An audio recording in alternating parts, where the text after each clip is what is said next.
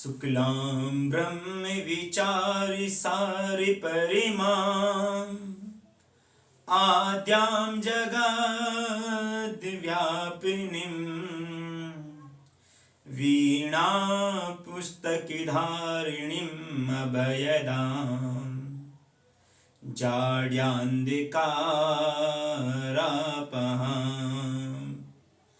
हस्ते स्फटिकमालिकां विदधतीं पद्मासने संस्थितां वन्दे तां परमेश्वरीं भगवतीं बुद्धिप्रदां शारदां बुद्धिप्रदां शारदां। आज हम शुभारंभ करने जा रहे हैं अपने रीट क्रैश कोर्स का और आज का दिन शुभ है। आज है 26 जनवरी गणतंत्र दिवस और इस पावन पर्व पर, इस पावन अवसर पर आज हमारी जो ये पावन क्लास है उसका शुभारंभ होने जा रहा है और वो भी एक पावन टॉपिक के साथ, पावन सूत्र के साथ, और जिनका नाम है माहेश्वर सूत्र। जी हाँ मित्रों, माहेश्वर सूत्र को आज अपने अंदाज में पढ़ेंगे और एक अलग तरह से इसको याद करने का प्रयास करेंगे। बहुत सारे साथियों का कमेंट आ रहा था कि सर कम टाइम की क्लास दीजिए, जो क्लास का समय है वो कम होना चाहिए। तो मैं कोशिश करूंगा कि बहुत कम समय में अधिक से अधिक मैटर आपको देने का प्रयास करूं। तो इसके लिए मैं आपको बिल्कुल टाइम दूंगा। आप अगर लिखना चाहो तो स्क्रीनशॉट जो है वो ले सकोगे। इसके लिए मैं आपको टाइम भी दूंगा और अपनी क्लासेज जो हैं वो निरंतर रूप से पर डे आएंगी, लेकिन इसके लिए आपका सपोर्ट जरूर चाहिएगा। इसलिए अधिक से अधिक अपने मित्रों में इस वीडियो को शेयर अवश्य कीजिएगा। तो चलिए मित्रों, आज से शुभागाज करते हैं, शुभारंभ करते हैं अपनी इस क्लास का जो है रीट संस्कृत क्रैश कोर्स। और पहला जो हमारा टॉपिक है वो है माहेश्वर सूत्र। तो देखिए, माहेश्वर सूत्र जो है, माहेश्वर सूत्र आपके सामने वो लिखे हुए हैं और आप सभी जानते हैं कि माहेश्वर सूत्र जो है वो कुल 14 हैं। अगर आपसे एग्जाम में पूछा जाता है कि माहेश्वर सूत्र की संख्या कितनी है तो 14, और 14 से संस्कृत में बोलते हैं चतुर्दश। ठीक है, तो आप चतुर्दश ध्यान रखना है कि माहेश्वर सूत्रों की संख्या कितनी है, चतुर्दश है। अब ये माहेश्वर सूत्रों की जो उत्पत्ति है वो कैसे हुई है, तो महर्षि पाणिनि का नाम आपने सुना होगा। महर्षि पाणिनि ने भगवान शिव को प्रसन्न करने के लिए तपस्या की, और भगवान शिव जिनका ही एक नाम क्या है, महेश। तो भगवान शिव को वो अपनी तपस्या से प्रसन्न करते हैं, और शिव जी जो हैं वो पाणिनि की तपस्या से प्रसन्न होकर के अपना जो नृत्य है, जो उनका तांडव नृत्य हुआ करता है, उसको करते हैं। और नृत्य की समाप्ति के बाद जो है वो अपना डमरू का वादन करते हैं, और डमरू का जो वादन करते हैं, डमरू को संस्कृत में बोलते हैं डक्का। डमरू को संस्कृत में बोलते हैं डक्का। तो वो अपने डक्का को, अपने डमरू को जो है कुछ इस प्रकार से बजाते हैं कि 9 बार एक बार बजाते हैं और फिर 5 बार एक बार, इस प्रकार से टोटल 14 बार बजाते हैं। और 14 बार बजाते हैं तो इन 14 बार शिव के डमरू से जो वादन होता है उससे भिन्न भिन्न तरह की ध्वनियां निकलती हैं, और उन्हीं से उत्पत्ति होती है माहेश्वर सूत्रों की। उन्हीं से किनकी उत्पत्ति हुई है, माहेश्वर सूत्रों की। और ये माहेश्वर सूत्र जो हैं भगवान शिव के डमरू से निकले हैं। 9 और 5 बार इनको बजाया गया है। जैसा कि आप जानते हैं, नृताविसाने नटराज राजो निनाद डक्काम नव पंचवारम ऊर्ध्वकामे सनकादि सिद्धा एतद् विमर्शे शिव सूत्र जालम।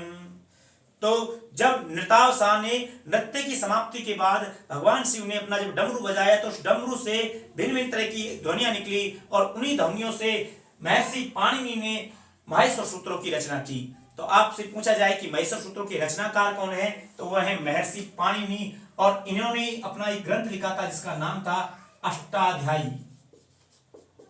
तो ये भी प्रश्न आ सकता है कि अष्टाध्यायी के लेखक कौन है, तो अष्टाध्यायी के लेखक है महर्षि पाणिनि। ठीक है, और वो महेश्वर सूत्रों को आधार मानते ही जो है वो ग्रंथ लिखा गया था। और इन महेश्वर सूत्रों से ही हमारे संस्कृत की वर्णमाला की उत्पत्ति हुई है। तो एक तरह से हम कह सकते हैं कि वर्णमाला का जो जन्म है, वर्णमालाओं की उत्पत्ति है, वो भी इन महेश्वर सूत्रों से ही मानी जाती है। तो देखिए, सबसे ज्यादा जो समस्या है कि ये आप सभी के पास होते हैं महेश्वर सूत्र, लेकिन याद करने की जो समस्या होती है, तो मैंने एक छोटा सा प्रयास किया है, उसके द्वारा इसको याद आप कर सकते हैं। एक संगीत के माध्यम से कोई भी चीज हम याद करें तो बहुत अच्छे से याद हो जाती है। तो देखिए, इसको किस प्रकार से याद करेंगे। सामान्य तौर पर आप इसको इस तरह बोलते हो कि आ ई ऊण रिल रिक कै ए ओंग ऐ औ च है और रट लण यम अणन्नम जबे गड़दस जबगड़दस खपचड़ चटताव कपय सस्तर हल। इस प्रकार से आप इनको बोलते हो, इस प्रकार से इनका उच्चारण होता है। लेकिन इसको याद करने का एक सीधा सा सिंपल ट्रिक यह है कि महेश्वर सूत्रों को आप किस प्रकार से याद करोगे। देखिए, एक गाने में मैं एक ट्यूनिंग में इसको प्रोने का प्रयास किया है। तो देखिए इसको, आ ई ऊण रील री कै ए ओंग ऐ औ च आ ई ऊण रील री कै ए ओंग ऐ औ च हे विराट लण यम गणिनम झबे गणिदस हे विराट लण यम गणिनम झबे गणिदस जब गणिदस कप छटत चटताओ कप ससरल कप छटत चटताओ कप ससरल। तो इस प्रकार से आप एक दो बार सुनोगे तो आपको आसानी से याद हो जाएंगे। तो महेश्वर सूत्रों को आप गाने के द्वारा इस प्रकार से याद कर सकते हो। देखिए, महेश्वर सूत्रों की जो संख्या है वो कुल 14 है, और इन महेश्वर सूत्रों में जो अंतिम वर्ण है, जैसे कि आ ई ऊणे में लास्ट का जना जो है ये इत संज्ञक है। ठीक है, ये सारे जो अंतिम वर्ण है, ये सारे अंतिम वर्ण इत संज्ञक हैं। इस प्रकार से आप देखोगे तो 14 महेश्वर सूत्रों में 14 वर्ण इत संज्ञक हो गए, और ये सभी वर्ण जो है वो क्या है, व्यंजन है। तो आपसे प्रश्न आ जाता है कि महेश्वर सूत्रों में व्यंजन वर्ण जो है कितने इत संज्ञक व्यंजन वर्ण है, तो वो है 14। ठीक है, लेकिन प्रश्न ये आता है कि महेश्वर सूत्रों में कुल इत संज्ञक वर्णों की संख्या कितनी है, तो वो है 15। 15वां इत संज्ञक वर्ण कौन सा है, तो वो है आपके लण सूत्र में स्थित आ। लण जो है ना, लण, इसको अपन खोलेंगे तो ला, और इसमें आ, अनुनासिक जो आ है वो अणा, इस प्रकार से इसको खोलते हैं। तो इसमें जो आ है इसकी इत संज्ञा भी महेश्वर सूत्रों में हुई है। तो इस प्रकार से ये 15वां इत संज्ञक वर्ण है। और अगर हम कहें कि स्वर कितने हैं इत संज्ञक, तो 1, और व्यंजन इत संज्ञक वर्ण कितने हैं 14, और कुल इत संज्ञक वर्ण कितने हैं 15। तो इस प्रकार से महेश्वर सूत्रों में इत संज्ञक वर्णों की संख्या आप बता सकते हैं। एक बार आप स्क्रीनशॉट ले सकते हैं। अगर इत संज्ञक वर्णों का मैं एक बार यहां पर लिख देता हूं, इधर देखिए,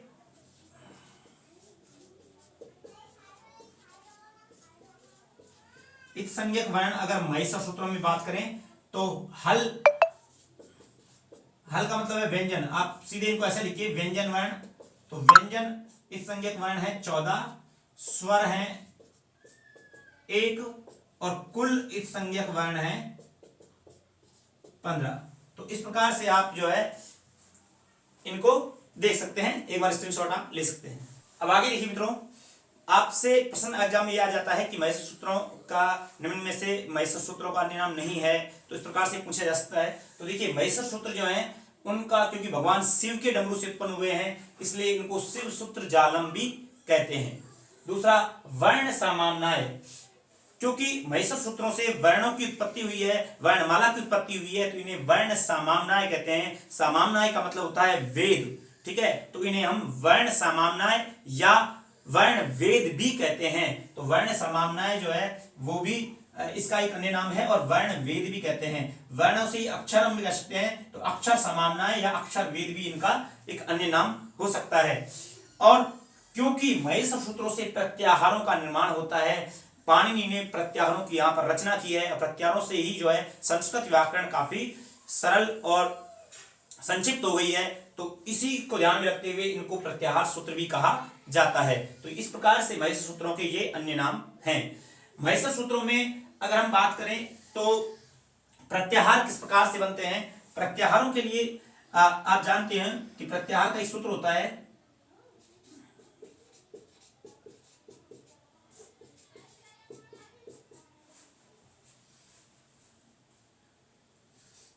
आदिरन्तेन सहेता, आदिरन्तेन सहेता, यानी कि आदि और अंतेन, अंतिम, आदि और अंतिम वर्ण को सहिता, आदिम और अंतिम वर्ण को एक साथ मिलाकर रखने से प्रत्याहारों की रचना होती है। यानी आदि का मतलब है शुरुआती प्रारंभिक वर्ण जो है, और अंतिम वर्ण, प्रारंभिक और अंतिम वर्ण को मिला देने से प्रत्याहार बनते हैं। लेकिन प्रत्याहारों जैसे कि मान लो आ से लेकर के अणा तक का एक प्रत्याहार बन जाता है अण, ठीक है। तो यहां पर अण प्रत्याहार बन गया। अब इस अण प्रत्याहार में जो है इत संज्ञक वर्ण जो है उनको गिना नहीं जाता है, इत संज्ञक वर्ण को काउंट नहीं होता है, केवल इनका निर्माण, इनको जो यहाँ पर केवल प्रत्याहारों की रचना के लिए इनको लिखा गया है। तो केवल अण में जो है क्या क्या आएंगे, आ, ई और उ, ये तीन आएंगे। और अगर आप आदि का मतलब ये समझ रहे हैं कि केवल शुरुआत से, तो जी नहीं, आदि का मतलब यह है कि आप अंतिम वर्ण को छोड़कर के बाकी जो सारे वर्ण हैं वो सभी आदि वर्ण कहलाएंगे। तो आप किसी भी वर्ण से प्रत्याहार बना सकते हो, जैसे ई से अणा तक प्रत्याहार बन सकता है इण, ठीक है। ऐसे आप कहीं से भी रख सकते हो, ए से लेकर के अंग तक बनेगा एंग प्रत्याहार, ठीक है। तो इस प्रकार से प्रत्याहार बनते हैं। अब ऐसे करके तो यहाँ पर बहुत सारे प्रत्याहार बन सकते थे, लेकिन संस्कृत की व्याकरण में जो काम आते हैं वो प्रत्याहार जो है 42 प्रत्याहार यहाँ पर पाणिनि ने बताए हैं। महेश्वर सूत्रों के अनुसार भी 42 प्रत्याहार होते हैं, लेकिन कुछ विद्वानों ने यहाँ पर जो मतभेद है और कुल संस्कृत में प्रत्याहारों की संख्या 44 बताई है। तो अगर हम बात करें कि प्रत्याहार यहाँ पर पाणिनि के अनुसार प्रत्याहार बात करें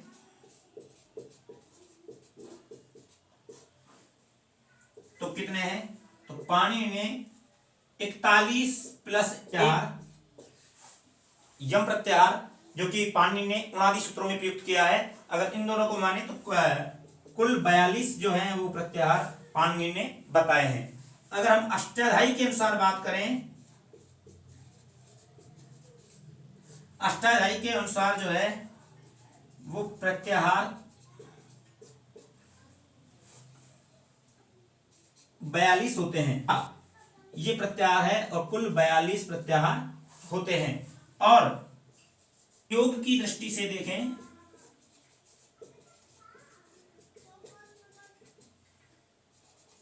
तो कुल प्रत्याहार कितने होंगे, वो होंगे 44। तो यहां ध्यान दीजिएगा, पाणिनि के अनुसार 41 प्लस यम प्रत्याहार का उसने उनादि सूत्रों में प्रयुक्त किया है। तो इस प्रकार से 42 प्रत्याहार है। आपको डायरेक्टली संख्या याद रखनी है, पाणिनि के अनुसार 42 प्रत्याहार है, 41 प्लस यम। अष्टाध्यायी के अनुसार 41 प्लस र प्रत्याहार को भी कुछ विद्वान मानते हैं। तो इस प्रकार से 42 प्रत्याहार अष्टाध्यायी के अनुसार है। और प्रयोग की दृष्टि से अगर हम बात करें तो कुल प्रत्याहार है 44 प्रत्याहार। स्क्रीनशॉट ले सकते हैं कि प्रयोग की दृष्टि से 44 कैसे हो गए। देखिए कुल जो प्रत्याहार हैं 41 हैं, 41 में यम प्रत्याहार जो है वो पाणिनि अलग से उनादि सूत्रों में मानते हैं, तो हो जाते हैं 42। कुछ जो है अष्टाध्यायी के अनुसार कुछ विद्वानों का मत भी है कि रा प्रत्याहार भी होता है और रा प्रत्याहार प्रयुक्त भी होता है ना। तो रा प्रत्याहार को मानते हैं तो संख्या हो जाती है 43। अब एक प्रत्याहार क्या है, तो देखिए कात्यायन जो है, कात्यायन ने, जिनको वर रुचि भी कहा जाता है, कात्यायन ने वार्तिकों में जो प्रत्याहार माना है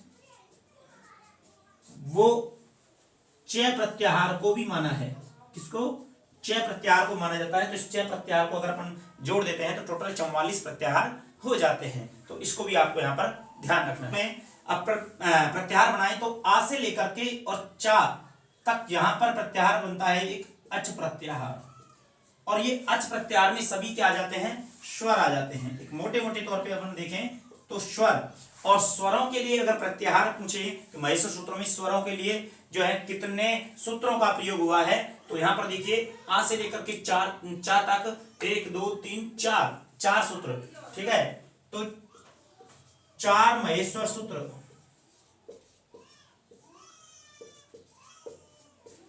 ठीक है, स्वर से अच बोलते हैं और इनके लिए 4 महेश्वर सूत्रों का प्रयोग हुआ है। आगे हम बात करें कि इनके बाद हा जो है, हा का उच्चारण यहाँ पर जो है दो बार हुआ है। एक तो हा का यहाँ हुआ है और एक हा का यहाँ हुआ है। तो महिषा सूत्र में ऐसा कौन सा वर्ण है जिसका दो बार उच्चारण हुआ है? तो वो है हा। हा का दो बार उच्चारण हुआ है, इसको भी आपको ध्यान में रखना है। ठीक है, तो यहां एक प्रत्याहार बनता है यण, या से लेकर अणाय तक प्रत्याहार बनता है यण, और यण में आ जाते हैं या, वा, रा और ला। या, वा, रा, ला ये आ जाते हैं यण में, और ये सभी क्या हैं? ये अंतस्थ वर्ण हैं। ये सभी कैसे वर्ण हैं? अंतस्थ वर्ण है। और अंतस्थ वर्णों के लिए कितने प्रत्याहारों का प्रयोग हुआ है? दो महेश्वर सूत्रों का प्रयोग हुआ है। दो महेश्वर सूत्रों का प्रयोग हुआ है। आगे देखिए, यंगणनम। यंगणनम ये वर्ग का पंचम वर्ण है।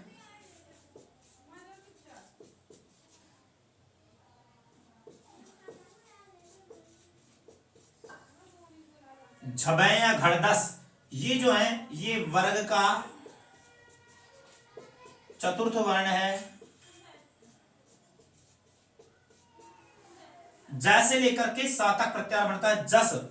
ठीक है, अच्छा, वर्ग का पंचम वर्ण के लिए प्रत्याहार क्या बनता है? यम, और चतुर्थ वर्ण के लिए प्रत्याहार बनता है जैसे लेके सा तक झस। ठीक है, और जैसे लेके सा तक का जो प्रत्याहार बनता है वो बनता है जस, और जस के अंतर्गत आते हैं वर्ग का तृतीय वर्ण, तीसरा वर्ण। प्रत्येक वर्ग का तीसरा वर्ण जो है वो जस के अंतर्गत आ जाता है। अब खा से लेकर के देखो, खा, फा, छा, ठा, था, यहां तक तो वर्ग का दूसरा वर्ण है, लेकिन अभी जो है वो अंतिम वर्ण नहीं आया, अंतिम इत संज्ञक वर्ण नहीं आया, इसलिए प्रत्याहार यहां तक बनेगा ही नहीं। आगे तक चलेंगे तो चा, टा, ता, वा। ठीक है, वा आ रहा है, लेकिन वहां तक भी यहाँ ये वर्ग के पहले अक्षर हैं, लेकिन अभी कंप्लीट नहीं होते हैं ये पहले अक्षर, क्योंकि यहां तक आ रहे हैं का और पा। ठीक है, तो इस प्रकार से एक प्रत्याहार, दोनों सूत्रों को मिलाकर एक प्रत्याहार बनता है खाया। क्या बनता है? खाया। और खाए में क्या आते हैं? वर्ग के पहले, वर्ग के दूसरे व पहले वर्ण। ठीक है, दूसरे आ गए खा, फा, छा, ठा, था, ये दूसरे वर्ण हो गए, और चा, टा, ता, का, पा ये पहले वर्ण हो गए। तो वर्ग का दूसरा और पहला वर्ण इसके अंतर्गत आता है। एक सा से लेकर ला तक प्रत्याहार बनता है सल। प्रत्याहार क्या होता है? सल। और सल में क्या आते हैं? सा, सा, सा और हा ये आते हैं, और ये सभी क्या हैं? ऊष्म वर्ण। सभी क्या हैं? ये ऊष्म वर्ण है। तो इस प्रकार से आपको महिषा सूत्रों का ध्यान रखना है कि इस प्रकार आपसे प्रश्न यहां से बहुत सारे बन जाते हैं। पहली बात तो यह है कि स्वरों के लिए कितने महिषा सूत्रों का प्रयोग होता है? 4 महिषा सूत्र। और यहाँ हा से लेकर के तो 4 हो गए स्वर, और हा से लेकर ला तक प्रत्याहार बनता है हल, और हल मतलब व्यंजन। तो आपसे ये भी बन सकता है कि व्यंजनों के लिए कितने महिषा सूत्रों का प्रयोग होता है? तो 4 ये और 10 ये। ठीक है, तो 14। तो 10 स्वरों के लिए 4 और व्यंजनों के लिए 10 महिषा सूत्रों का प्रयोग होता है। तो अपने यहां लिख सकते हैं कि व्यंजन यानी कि हल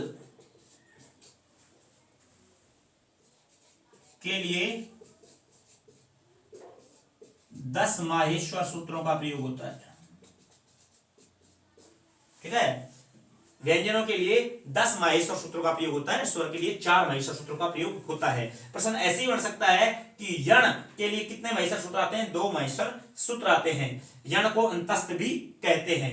वर्ग के पंचम वर्ण के लिए कितने माहेश्वर सूत्रों का प्रयोग होता है? तो 1 माहेश्वर सूत्र का प्रयोग होता है। ठीक है, 1 माहेश्वर सूत्र का प्रयोग होता है पंचम वर्ण के लिए, क्योंकि आजकल पेपर का पैटर्न थोड़ा थोड़ा चेंज होता आ रहा है, तो आपको हर तरह से तैयार रहना चाहिए। यहां पर देखिए चतुर्थ वर्ण के लिए क्या होता है? तो झबय घड़दस 2, तो इसके लिए 2 माहेश्वर सूत्रों का प्रयोग होता है।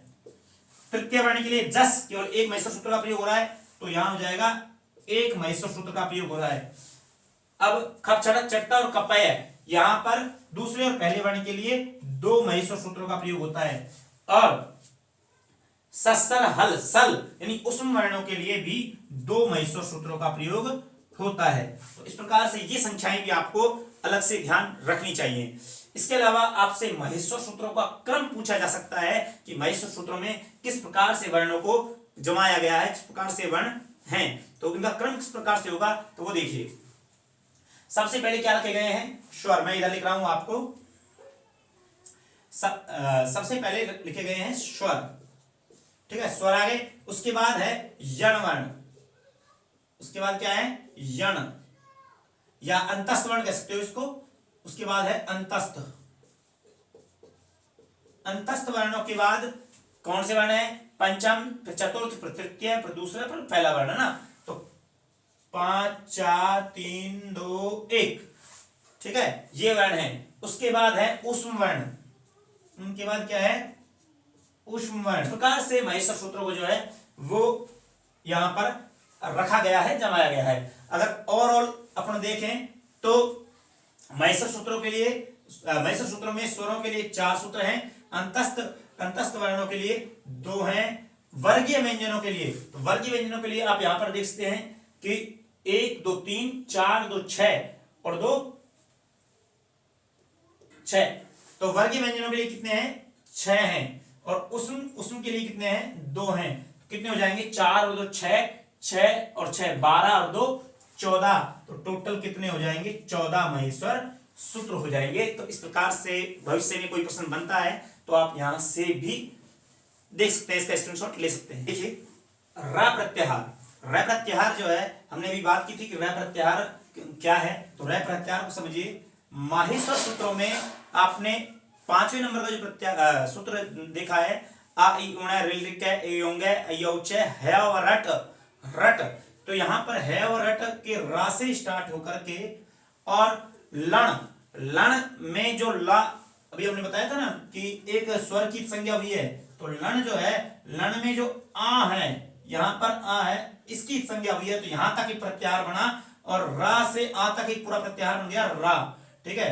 तो इस रा में कौन कौन से वर्ण आते हैं, तो है व रट, तो यहां पर ध्यान दीजिएगा है व रट, तो रट में एक तो रा वर्ण आ जाएगा, तो एक संज्ञक वर्ण, ये ग्रहण नहीं होगा, ठीक है, और ये ला वर्ण आ जाएगा, तो र प्रत्याहार में रा और ला वर्ण का ग्रहण किया जाता है। ध्यान रखना, र प्रत्याहार के अंदर ला, ये आपको ध्यान रखना है, ठीक है।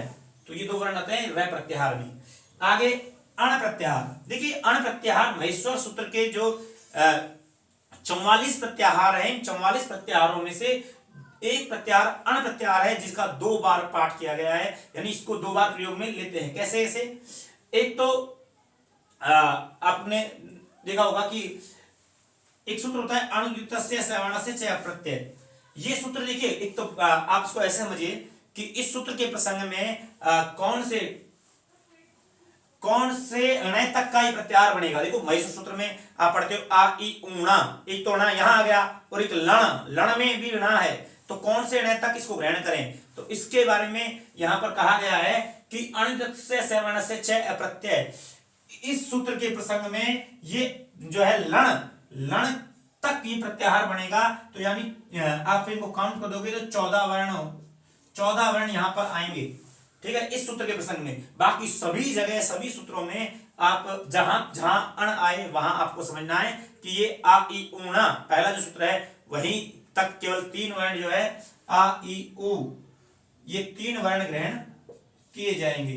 अब कैसे याद रखोगे, सूत्र बड़ा है तो ज्यादा वर्णों तक ग्रहण होगा, ठीक है, मतलब छठे वर्ण अ इ उणा रिल रिक ए योंग ऐ औ च है और रट लण यहां तक के वर्णों का ग्रहण होगा इस सूत्र के प्रसंग में, और इसके अलावा से सभी जगह जो है केवल आ इ उण तक ही ये अण प्रत्याहार माना जाएगा, तो इसमें केवल 3 वर्ण आएंगे। सर्वाधिक प्रत्याहार इत संज्ञक स और ला तक बने हैं। आप देखते हो कि आप प्रत्याहार जब बनाओगे 44 प्रत्याहार, 44 प्रत्याहारों में सर्वाधिक जो प्रत्याहार है इत संज्ञक वर्ण सा और ला तक बने हैं, ठीक है।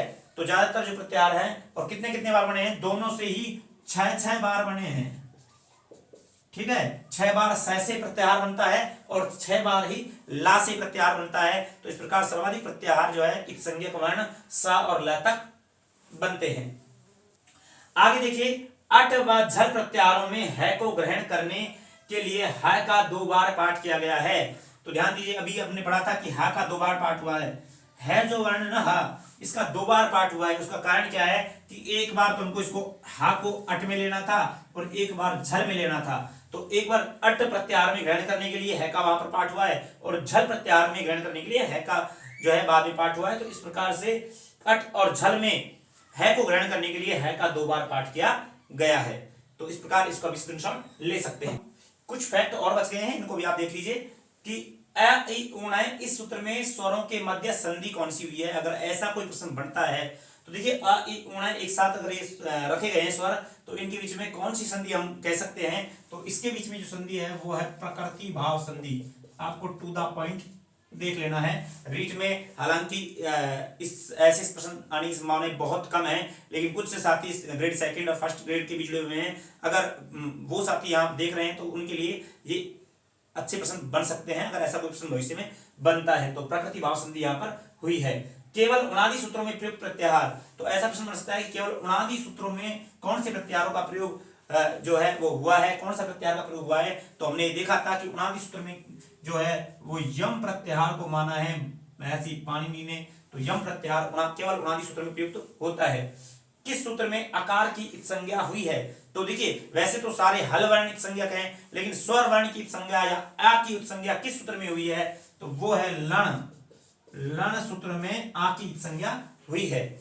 आगे उष्म वर्णों का क्रम क्या है, ध्यान रखना, कई बार पूछा गया है। तो उष्म वर्ण जो है उनका क्रम है सा और हा। ये तीनों तरह के सह का क्रम यही इस प्रकार है और हा।